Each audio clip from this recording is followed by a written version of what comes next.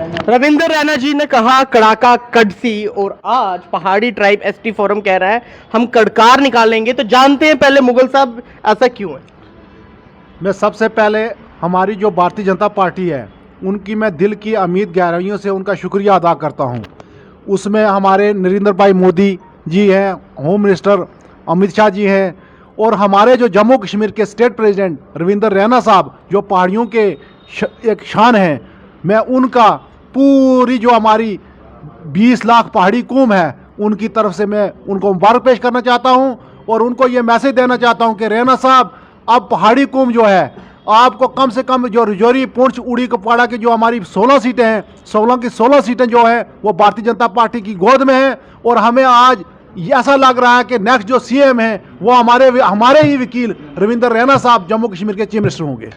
तो आपने देखा कि किस तरह से रविंद्र रैना जी ने बोला था कड़ाका कड़सी और कड़कार अब पहाड़ी ट्राइब निकालेंगे। एक बहुत प्यारा गाना था, हो जाओ तैयार कि एसटी मिलन लगा। भूषण जी, इसी के साथ आपने स्टार्ट की थी, आगाज की थी। आपकी बात कही बात आज सच्ची होगी। आप बात ऐसी है कि पहाड़ी ट्राइब एसटी फोरम के जितने भी हमारे एग्जीक्यूटिव मेंबर थे और जो लोग हम लड़ाई लड़ रहे थे और रविंद्र रैना जी की अगुवाई में सारी ये लड़ाई लड़ी जा रही थी। आप यकीन माने कि पहाड़ी ट्राइब एसटी फोरम के लोगों को ये पक्का यकीन था, पूरा उनका एतमाद था कि केंद्र की सरकार हमें हमारे साथ इंसाफ करेगी, हमें वो हमारा हक देगी, और क्योंकि हमारी वकालत रविंद्र रैना जी कर रहे थे। मैं आपको ये भी बताता चलूं कि इसमें कोई दो राय नहीं है कि अगर रविंद्र रैना जैसा कोई पहले हमें मिला होता तो शायद हमारी वकालत होती, लेकिन नहीं मिला। और अब जब मिला तो आप देखो वो भी पहाड़ी हैं, उन्होंने हमारे केस को प्लीट किया और उसके बाद उनके कहने पे हम दिल्ली गए।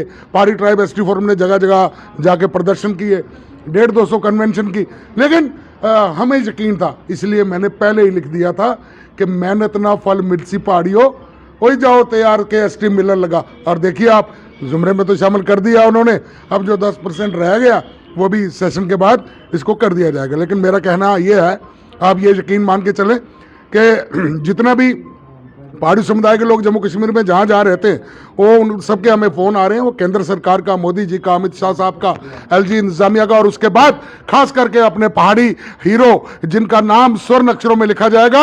और ये जो हिस्ट्री जम्मू कश्मीर में पहाड़ियों की लिखी जाएगी, नंबर 1 पे अगर किसी का नाम होगा तो वो रविंद्र रैना का नाम होगा, जिसने कहा कि कड़ाका कड़ जैसा। फिर पहाड़ियों ने कहा जनाब तो उस कड़ाका कड़ो अस कड़कार कड़ सांगे, और ये सच है कि आने वाले इलेक्शन चांसों ने दबकार कड़ सांगे। तो आपने देखा दबकार की भी बात होगी। अब मेरे साथ है एहसान जी, एहसान मिर्जा साहब, किस किस का एहसान मानेंगे। देखिए, वो कहते हैं ना कि जब भगवान को, अल्लाह ताला को मंजूर होता है तो आपके हालात बनते हैं। और 40 साल से हम तो लड़ाई लड़ रहे थे, जैसे कि भारत जी ने भी बोला, आपको सलीम साहब ने भी आपसे बात की। तो मैं सच बता रहा हूँ आपको कि आपको मेरे शायद चेहरे से भी नज़र आ रहा होगा कि जिस नौजवान ने अपने घर के अंदर अपने बुज़ुर्गों के बीच में ये सुना हो कि आपको अपना हक मिलने वाला था और आपका हक नहीं मिला, आप नंबर 1 पे थे और आपका नाम जो है वो डिलीट किया गया, तो आप यकीन मानिए बचपने से हम सारे जो लोग थे, हमारा एक ख्वाब था कि हमारे कबीले को शेड्यूल ट्राइब का दर्जा मिले, हमारे लोग भी तरक्की करें, हमारे जो पिछड़े हुए लोग थे वो एक मेन स्ट्रीम में उन लोगों के साथ मुकाबला कर सकें जिनको के बेसिक फैसिलिटीज़ जो है एजुकेशन या दूसरे फील्ड्स में हों। तो अल्टीमेटली मैं ये ज़रूर कहूँगा कि हमारा ही एक भाई जो भारतीय जनता पार्टी के स्टेट अध्यक्ष बने, रविंद्र रैना साहब, मैं आपके चैनल के वसादत से उनको ये कहना चाहता हूँ कि आज अगर आप देखेंगे तो आप हमारे, मैं कहूँगा, पहाड़ियों के मसीहा बन के आए। वो कहते हैं ना कि if you get a good lawyer तो तभी आप एक केस जीत सकते हैं। हमारा उलझा हुआ केस था, केस हमारा सिंपल था, लेकिन उसको भाषा के नाम पे, लैंग्वेज के नाम पे केस को ख़राब किया गया। कभी आरजीआई की तरफ से हमारे खरीफों ने जाके उनके साथ हमारे केस को गलत तरीके से प्लीट करके, क्योंकि हमारा कोई वकील वहाँ पे उस तरीके से केस को लड़ नहीं पाया। लेकिन अल्टीमेटली हमारे भाई रविंद्र रैना साहब, जब आपने देखा कि वो हमेशा बात करते थे पहाड़ी कबीले की, और हमारी जो पहाड़ी ट्राइब एसटी फोरम जो कि हम उनके बाजू थे, हमने भी कोई कसर नहीं छोड़ी पूरे जम्मू कश्मीर के अंदर कोई ऐसा कोना नहीं जहां हम अपने पहाड़ी कबीले के लोगों के बीच नहीं गए। और उनकी रविंदर रैना साहब की सदारत में, चाहे उन्होंने हमें दिल्ली भेजा, चाहे उन्होंने हमें होम मिनिस्टर साहब से मिलवाया, तो हमने अपनी जब बातें रखी तो होम मिनिस्टर साहब को कन्विंस करने के लिए अगर किसी का सबसे बड़ा रोल है तो वो रविंदर रैना साहब का है। और पहाड़ी ट्राइब एसटी फोरम के वो लोग जो मैं आपको सामने तो बता नहीं सकता, लेकिन जिन्होंने बैक चैनल पे काम किया है, उन लोगों को भी हम भूल नहीं सकते। और इसलिए मैं ये कहना चाहता हूँ कि आज पहाड़ी कौम को फ़ख्र है कि हमारे बीच के अंदर ऐसा सपूत पैदा हुआ कि जिसने आज मैं कहता हूं कि तारीख़ के पन्नों के अंदर जो है अपना नाम दर्ज करवा दिया है। और आने वाली नस्लें जो हैं वो रविंदर रैना साहब को भूलेंगे नहीं। और मैं आपके चैनल के वसादत से लाखों पहाड़ी अवाम की तरफ से ये कहना चाहता हूँ रैना साहब को, मैं उनको ये एश्योरेंस देना चाहता हूँ कि आपने अपना काम जो था वो बखूबी किया। अब बारी पहाड़ी लोगों की है, अब बारी हमारी है। आप जहाँ पे हमें खड़ा करेंगे हम आपके पीछे खड़े होंगे। भारतीय जनता पार्टी के आप स्टेट यूटी के अध्यक्ष हैं। आप जिस जगह पहाड़ियों को खड़ा करेंगे सारे पहाड़ी कबीले के लोग आपके पीछे भारतीय जनता पार्टी के साथ खड़े रहेंगे। और आने वाले दौर के अंदर, आने वाले इलेक्शन के अंदर आप पूरे जम्मू कश्मीर के लोग देखेंगे कि रविंदर रैना ने अगर अपने लोगों का अगर केस प्लीड किया तो आज उसके लोग उसके पीछे खड़े हैं। आपसे मैं एक ही सवाल यहाँ पे करना चाहूँगा। आप यहाँ पे देखा कि इतने सारे लोग यहाँ पे आए, इतने सारे लोग आपसे जुड़े, किसी ना किसी की वसादत से या किसी ना किसी के साथ मिलकर कोई ना कोई बातचीत, या दिवाली से पहले अगर देखा जाए तो आप लोगों ने, पहाड़ियों ने दिवाली बनाना शुरू कर दी थी। अमित शाह जी का आपने दिए के साथ स्वागत किया, तो आपको लगता है ये जो सेंट्रल गवर्नमेंट ने, मरकज़ी सरकार ने आपकी बात सुनी? देखिए, दिवाली पे हमने खुशी मनाई थी कि हमारे देश के होम मिनिस्टर साहब जो राजौरी में 4 तारीख को आए, वो वहाँ की रैली को देख के बड़े सेटिस्फाई हुए थे, बड़े खुश हुए थे। इसलिए कहीं ना कहीं उनके चेहरे से हमें भी लग रहा था कि हम जो 40 साल से चक्की में पीसे जा रहे हैं उसमें से हमें निकालेंगे। इसलिए हमने ये दिवाली जो है ये बड़ी खुशी से मनाई है। मैं ख़ास करके रविंदर रैना साहब का बहुत बड़ा मशकूर हूँ। रैना साहब, आप हमारे सर हो, आप हमारा फेस हो, हम आपका वजूद हैं, हम आपका अंग हैं। इंशाअल्लाह अजीज़, ये जो फ्यूचर जनरेशन्स के लिए आपने ये काम किया, ये वकालत की है सेंट्रल सरकार के सामने, हमारी जनरेशन, हमारी नस्ल में से कोई भी आदमी आपके इस शान को कभी नहीं भूलेगा। और ये हमेशा के लिए तारीख के आला पन्नों में लिखा जाएगा कि किन किन लोगों ने इस कौम की लड़ाई लड़ी थी। और मैं आज के इस मौका से पहाड़ी ट्राइब एसटी फोरम की टीम, पूरी टीम को मुबारकबाद पेश करता हूं कि उन्होंने भी कमर कस ली थी और कहीं ना कहीं मोबिलाइजेशन में कोई कमी नहीं छोड़ी थी। कहीं ना कहीं पूरे जितने भी लाखों में पहाड़ी लोग हैं उन लोगों को मोबिलाइज किया। उस वजह से कहीं ना कहीं सेंट्रल सरकार को लगा कि वाकई पहाड़ी लोग वाकई बहुत ज़्यादा कबीला हैं और ये हमें बैलेंस किया गया है। गुज्जर भी हमारे भाई हैं, हमें बैलेंस किया गया है। हम तय दिली से लाखों लोगों की वसादत से हम सरकार का, सेंट्रल सरकार का के मशकूर हैं और शुक्रिया अदा करते हैं जिन्होंने हमें बैलेंस किया और बराबर किया। बहुत बहुत शुक्रिया। आपने इस बीच में सारी पॉजिटिव बातें तो मेरे से सुन ली होगी कि हम इतनी पॉजिटिव बातें मैं करते जा रहा हूँ इनसे कि कैटेगरी मिल गई है, लेकिन इस बीच एक समझदार इंसान है जिनसे मैं कोई भी सवाल कर सकता हूँ। सर, एक ही सवाल आपसे रहेगा। गुजरों में से कुछ लोगों ने मिलके पहाड़ियों के अगेंस्ट भी षड्यंत्र रचा, आपकी ज़ुबान में कह सकता हूँ, क्योंकि वो षड्यंत्र रचना ही हुआ। क्योंकि जब एसटी स्टेटस किसी को भी मिलता है सरकार सोच समझ के ही देती है, उसके ऊपर काफ़ी तर्क वितर्क होते हैं, उस पर बातचीत होती है। तो उसके बाद ऐसा क्यों हुआ कि कुछ लोगों ने आके गुज्जर बकरवाल में से आपका बोला कि इनको देना नहीं चाहिए, ये कौम फुली फ्लरिश्ड है, अच्छे, जबकि आपका पहला नंबर था और आपको आखिरी में ले गए क्योंकि आपकी जो संख्या थी वो काफ़ी ज़्यादा थी? देखिए, अगर आप हिस्ट्री पढ़ेंगे तो वहाँ पे हमारे पास 2 एपिक्स आते हैं, एक महाभारत है और एक रामायण है। महाभारत में देखेंगे तो शकुनी मामा का एक बहुत बड़ा रोल है और अगर आप देखेंगे रामायण में तो विभीषण का नाम आता है। तो ना हम शकुनी मामा से नफरत करते हैं, ना हम भविष्य की जो है वो वाणी पढ़ते हैं कि घर का बेदी लंका डाए। हम यहाँ पर ये कहना चाहते हैं कि मैं कानूनी तरीके से ये बात कहूँगा कि एक इंसान अपना घर बना रहा है, वो कहता है सिर्फ मेरा घर बने और साथ में कोई घर ना बनाए। और दूसरी बात ये बताऊँगा, एक आदमी दुकानदारी के लिए दुकान बनाता है, वो कहता है सामान सिर्फ मैंने बेचना मेरे साथ। ये दोनों मसलों में कानूनी तौर पर ये नाजायज़ बात है। आप खाएँ और दूसरा ना खाए, मतलब किसी की भरी थाली को लात मारने वाली बात होगी। देखिए मैं एक बात ये बता देना चाहूँगा कि कहीं भी उनके राइट का इस्तेसाल नहीं हुआ है। हमने कहीं पे भी उनकी तो हमने तो कभी भी जो है कहीं पे भी अगर देखें अपोजिशन तो की ही नहीं, बल्कि सबसे पहले जब फाइल गई है तो वी पीपल जो है हमने उनके केस की एडवोकेसी की।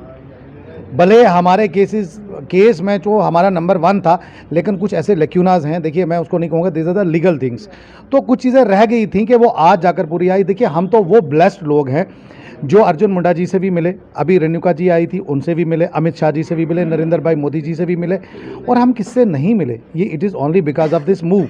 कि हम सब लोगों से जब मिले, उन लोगों ने कहा देखिए आपको मिल ही नहीं सकता था क्योंकि ये चीज़ें आपकी रहती थी। जब हमको इस चीज़ के बारे में पता लगा, ये 1.5 साल पहले की बात करता हूँ, तो पहाड़ी ट्राइब एसटी फोरम ने ये कोशिश की कि जो भी लेक्यूनाज रह गए हैं तो हम पहले उस हर्डल को क्यों ना क्लियर करें, हम उसको दूर क्यों ना करें।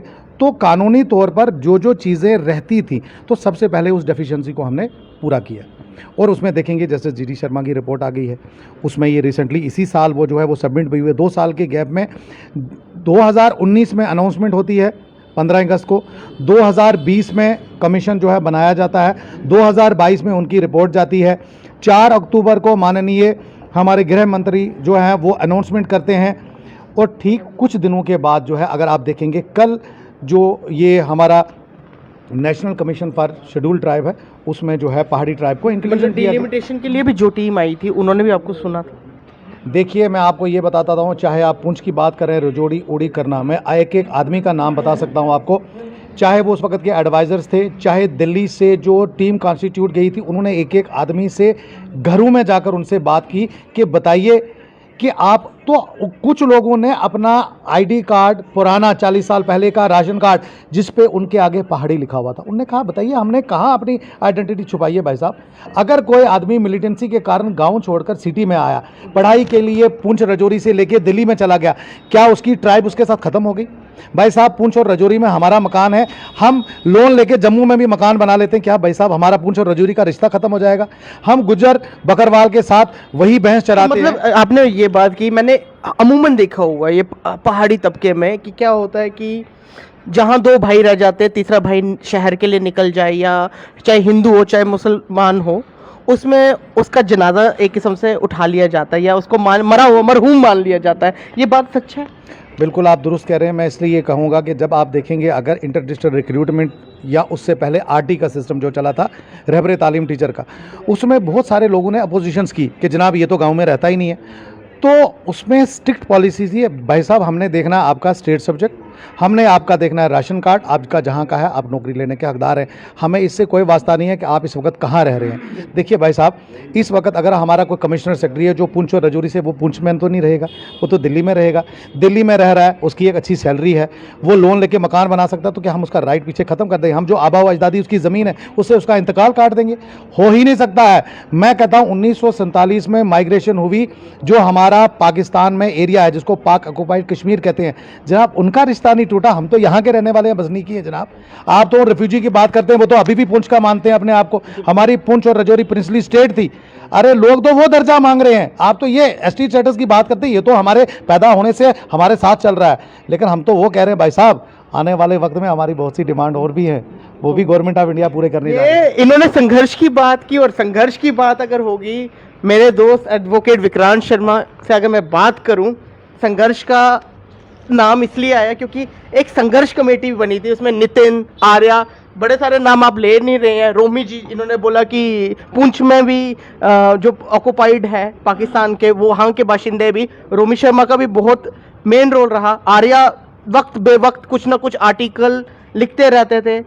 विक्रांत शर्मा जी एडवोकेट हैं आप, आपको क्या लगता है कि कैसा रोल रहा उन सबका, संघर्ष की बात कर रहा हूँ। शुभम जी, मैं पेशे से एक मेंटोर हूँ, लेकिन एडवोकेट हूँ पहाड़ी कबीले का।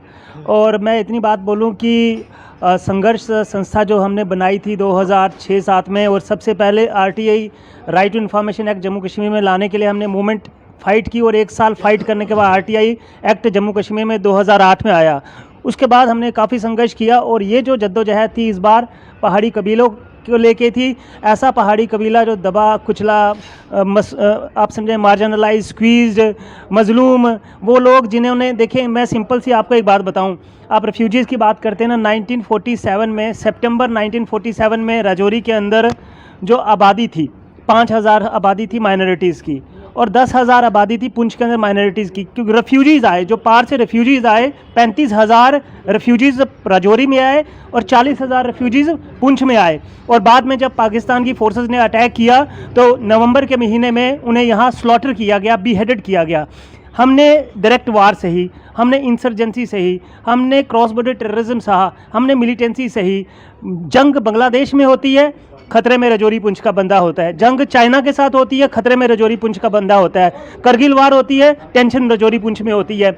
जब इतना सब कुछ होने के बावजूद हम दबे कुचले मजलूम थे, हम पे किसी ने रहम नहीं किया। आज एक ऐसी सरकार आई जो कहती है वो करती है, और इस सरकार के ऊपर हमें विश्वास आया, और हमने कॉन्स्टिट्यूशनली, हमने डेमोक्रेटिकली एक जद्दोजहद किया, एक संघर्ष किया पहाड़ी ट्राइब एसटी फोरम ने। और आज जो सारे कॉन्स्टिट्यूशनल मेजर्स हैं वो क्लियर हो गए। National commission for scheduled tribe ने हमें clearance they the, registrar general of India के ऑफिस ने हमें क्लियरेंस दे दी, ट्राइबल अफेयर मिनिस्ट्री के ऑफिस ने हमें क्लियरेंस दे दी, होम मिनिस्ट्री ने हमें क्लियरेंस दे दी, हमारे ऑनरेबल लेफ्टिनेंट गवर्नर साहब ने हमें क्लियरेंस दे दी। जी शर्मा साहब की जो रिकमेंडेशन थी, जो एक्सपर्ट कमेटी थी इस चीज़ को देखने के लिए, उन्होंने हमें क्लियरेंस दे दी। अब हमारे सारे एनओसीज हमें मिल चुके हैं। अब जो हमारा ड्यू है हमें बहुत जल्दी मिलेगा, इसकी हमें आशा है। तो मतलब सबका साथ, सबका विकास और सबका विश्वास पूरा यहाँ पे रूल लग चुका है। सबका साथ, सबका विकास, सबका विश्वास और सबका प्रयास, सबका प्रयास भी मोदी साहब ने जोड़ा है। तो ये सबका प्रयास था, पहाड़ी ट्राइब एसटी फोरम के हर एक बाशिंदे का प्रयास था, और हमारे एक्टिविस्ट से लेकर लीडरों का प्रयास था पहाड़ी ट्राइब के अंदर, जिसकी वजह से आज ये दिन हमें देखने को मिल रहा है। तो आपने देखा कि किस तरह का संघर्ष ये रहा था। और अब मैं आखिर में, क्योंकि समय बहुत हो गया है, गुरुदेव भाई साहब के पास जाता हूँ। भाई साहब इसलिए बोलने का एक लुक मेरी जैसी एक थोड़ी थोड़ी, और सही में बड़े भाई की तरह हम इनसे पूछते रहते हैं। गुरुदेव भाई, कितना कठिन था ये, कितना परिश्रम था ये, 40 साल का इन्होंने बयां कर दिया, सबने बयां कर दिया कि क्या था क्या नहीं। लेकिन आप यूथ में हो, नया खून है, और ओपनली बोल रहा कि हम भाजपा को सपोर्ट कर रहे हैं। तो रविंदर रैना के लिए एक दो शब्द। देखिए, मैंने 2002 के बाद पहाड़ी ट्राइब की मूवमेंट के साथ जुड़ा था, और आज जो खुशी हो रही है वो हम लफ्ज़ों में बयान नहीं कर सकते, उसको महसूस किया जा सकता। अगर हमें कोई खुशी